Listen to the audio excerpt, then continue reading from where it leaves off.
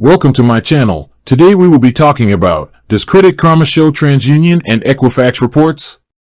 The short and simple answer is yes. Credit Karma does show credit reports and scores from two of the three major credit bureaus, TransUnion and Equifax. It does not, however, show information from the third major bureau, Experian. The scores you see on Credit Karma are based on the VantageScore 3.0 model. This is different from the FICO score, which is the model most lenders use when you apply for a loan or credit card. While your VantageScore and FICO score will likely be in the same range, they won't be identical. Credit Karma is a valuable tool for monitoring your credit health because it offers free weekly updates on your TransUnion and Equifax reports and scores.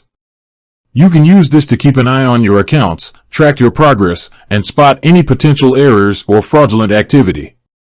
With that being said, thank you for watching. For more finance videos, kindly check my page.